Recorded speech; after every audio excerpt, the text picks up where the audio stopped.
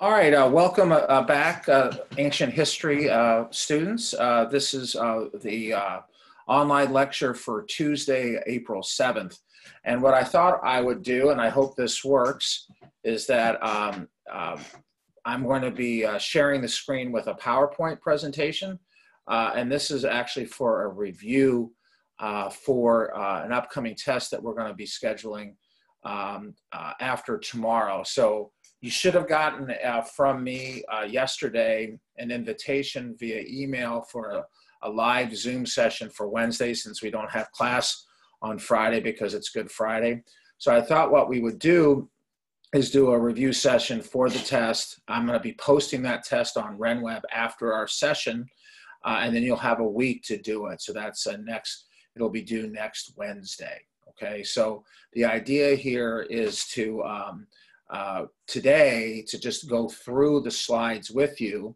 I will again have those on RenWeb so you can download them and print them out and use them to prepare for your test. Of course, the other great documents that you can use for review are those homework assignments from the Google Forms assignments for each of the lectures that we did before spring break. So that will be what will kind of constitute your and of course, just reading, going back through the readings from Bauer, right? We need to do that, and so on and so forth. So want to kind of go through this for you, and you can see on this first slide. Excuse me for a second. My dog is needing to go outside. Here you go. Sorry about that. So anyway. So we're going to try to do this. I'll post this lecture on RenWeb as well, so you can take a look at it later today. So the topics that we're going to be looking at are the prominent leaders, and of course the major events that are going to form the basis of the test is the Samnite Wars, the First and Second Punic Wars, and then the Seleucid War that Rome fought. And there's also the Macedonian Wars in there as well. So I want to look at the prominent leaders that we were introduced to, the key wars and battles, the crucial places, the important dates, significant events, overarching themes, and possible essay questions. And then I'll give you a timeline that might help you examine the issues for the test. Okay, so here are your prominent leaders. That's a picture of Hamilcar Barca having his son Hannibal swear that blood oath against the Roman Republic. So Agathocles he was a leader of Syracuse when Carthage actually fought them before the Punic Wars. Hero is another one of these Syracuse tyrants. He was on the throne when the First Punic War broke out. You, of course, have Hannibal and Hamilcar. Those are pretty easy. Scipio the Elder, Cornelius Scipio, that's who Hannibal defeated early on during the Second Punic War. Gaius Flaminius was the Roman general that he defeated at Lake Trasimene. Varro and Paulus were other Roman consuls and generals that he defeated at his masterpiece, the Battle of Cannae. Then finally, of course, Rome gets it together under Scipio the Younger, or Scipio Africanus, after he defeats Hannibal at Zama. Hasdrubal Barca is Hannibal's brother, who was beheaded, if you remember, and his head was thrown into the camp of Hannibal. And then Antiochus III was the emperor of the newly reconstituted Seleucid Empire. So those are some key prominent leaders. Here are some wars and battles that you'll need to know. Samnite Wars, there was the Battle of Sentinum that Bauer describes as the furthest away that the Rome at that point had ventured in the Italian peninsula. Remember, the Samnite Wars were where Rome establishes its dominance on land in Italy. Then you have the First Punic War. This is where Hamilcar Barca does battle with the Roman Republic. And of course, Rome defeats them primarily because the Carthaginian Senate pulls the plug of support for Hamilcar. Then you have the Second Punic War. These first four are obviously right in succession with each other after Hannibal emerges from the Alps, defeats the Romans at Ticinus, Trebia, Lake Trasimene, and then, of course, his huge victory at Cannae, Battle of Zama. That's the end of the Second Punic War, where Scipio exacts revenge against Hannibal. Then you have the First and Second Macedonian War. The First Macedonian War took place during the Second Punic War between Rome and Carthage. Philip V, basically the enemy and my enemy is my friend, so he takes up an alliance with the Carthaginians against Rome. And then the Second Macedonian War occurred when the Seleucid Empire is invading Europe. Rome ends up fighting them, and Macedonia is helping Antiochus during that time, as was Hannibal, who ends up becoming the military advisor for Antiochus. And one of the key battles there is the Battle of Thermopylae Pass, where history repeats itself in the sense that that was where the 300 Spartans met their fate, and this is where the Seleucid Empire meets its fate against Rome. So here's some crucial places. Here's kind of a, not a lot of detail on this map, but it shows you kind of the broad brush strokes of these different countries, and really not countries as much as large areas of political control. But the idea of a nation state really hasn't really come about yet. So this is about 220 BC. This is right before the outbreak of the Second Punic War. So you have the Fair Promontory. Remember, that's that line that gets drawn that separates Carthage from Rome. Apennine Mountains is this ridge of mountains in the Italian peninsula. The Alps are right here. That's where Hannibal does his thing and crosses in. Latium is north of Rome. Campania is south of Rome. Here's Sicily here. Syracuse is right there. Messina is right here. This is where the Campanian raiders came in and initiated the First Punic War. New Carthage is along this coastline. Saguntum is that line in the sand that Rome says, hey, if you cross this, Hannibal, it's war. Hannibal crosses it and then burns the city to the ground. Macedonia is right here.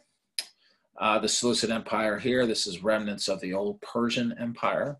The Hellespont is that strip of land that you can cross, or a little land bridge that connects Asia with Europe. And Antiochus goes down, meets up with the Macedonians, and then does battle with Rome right around here. The Aetolian League is the old Delian League, and the Achaean League is the old Peloponnesian League. Magnesia is right here in Asia Minor. That was one of the last battles between Rome and Seleucid, at least in this particular era. Here are some important dates. It's up to you to kind of find them, but you need to know the dates of the Samnite Wars, First Punic War, Second Punic War, all the key battles that we've already mentioned, when Hannibal dies, and then the dates for the First and the Second Macedonian Wars. Here's some significant events, some of which we've already talked about. We've got the formation of the Latin League. Remember this concept of citizenship without voting. You'll need to know when those Campanian raiders invaded Sicily and Messina at the start of the First Punic War. The rise of Barca, Hamilcar Barca, but also Rome's victory in the First Punic War, the taking of Sicily, the first overseas possession of Rome. And then, of course, what happens is that Hamilcar Barca comes down and establishes a new colony in Spain, in Iberia, called New Carthage. He dies in battle. His son-in-law takes over, but then he is killed, and you know who takes over at age 26, swearing a blood oath to revenge his father's defeat in the First Punic War. We've talked about Saguntum already and Hannibal's early victories. This is a big one right here, and really, you know, you're going to need to know why Hannibal did not decide to basically take the momentum from Cannae and go and march on Rome itself. It's a huge what if in Roman history. Now my dog wants back in. Come here. Come here. Okay, sorry about that. Back and forth. All right, and then you have Scipio's invasion of Sicily and Carthage, and finally the defeat of Hannibal at Zama. And then eventually, Hannibal ends up showing up again in the court of the Seleucid Empire because now they're fighting Rome, but he ends up getting assassinated. So those are some of the significant events that you need to know. And here's some key themes and possible questions that might form like a short answer question or an essay. You need to know kind of how Rome expanded in the Italian peninsula, what led to the rivalry between Rome and Carthage, why did Carthage not decide not to support Hamilcar during the First Punic War, why does he end up establishing a new colony? These two right here are related. Obviously, Hannibal doesn't like Rome, but why? What are his objectives in invading it? Is it just to exact revenge? Does he want Sicily back? Does he just want to keep Rome at bay? What is the reason for him to do this? Of course, he starts in 218. It's not until 202 that he's defeated. What was the purpose of those 16 years of fighting, other than just maybe ego? But despite maybe some of his shortcomings as a strategic thinker, as a tactician, as a military man, there's nobody better than Hannibal. So you need to know his masterpiece, Cannae, and how he was able to defeat the Romans in the early part of the Second Punic War. You also need to understand why Rome didn't just buckle into the pressure to cut a deal with Hannibal. I think that all the Carthaginians thought that, anybody who had been defeated like that at Cannae would have sued for peace. Rome does not do it. And in fact, Scipio takes a page out of his nemesis Hannibal and rebuilds the army in a lighter, faster way and takes the fight to the enemy, just like Hannibal took the fight to Rome. And so he ends up defeating, conquering New Carthage as well as Sicily. And then he has his masterpiece at Zama. And you'll need to know, kind of compare and contrast those two battles. I gave you plenty of information on both of those. There's extra documentaries on each of those battles. Then you need to understand what led to the rise of the Seleucid Empire again, in portions of the old Alexandrian Empire that the Macedonians had established. How the Macedonians kind of end up kind of playing a role, a second role, but both in the Second Punic War, where they end up trying to defeat Rome by allying themselves with Carthage, and then they try to ally themselves with the Seleucids against Rome, both of which they try, but they end up failing. Hannibal reemerges as a military advisor to the Seleucids. Again, he can't stop his hatred of Rome. And then eventually Rome ends up defeating the Macedonians and the Seleucids, and then the assassination of Hannibal himself. Okay, and then this is the timeline. What I would suggest that you guys do here is to take each of these events, go through Bauer, get a date, and there's a few of them that maybe it's more of an estimate of when it occurred. Of course, you also have internet as well, but Bauer has most of these dates here, and so you need to really know kind of the flow. So you'll need to know like what happened then and what happened next and what happened next. Okay, so that's really it for me. We'll want to go over this with you tomorrow during our live session, and any questions that you might have, and then you'll be able to get that test off of RenWeb. And my idea here is that it'll be in a Word document, and what you can do then is you can take it, download it, or you can just put it onto your computer. You can write the answers, type the answers into that document itself. If you have scanning capacity, ask your parents about that. But if you can scan a document, you can actually handwrite the answers and then scan it, create a document, and then upload it. And so all of the answers to these questions, whether it's a new document or in the old document, or it's a scan of your handwritten responses, they have to be neat and, of course, in complete sentences. Then you would upload that to the homework drop portion of RenWeb. If you have any questions about that, let's talk about that tomorrow, so that there's no there's no doubts about how to end up submitting that test.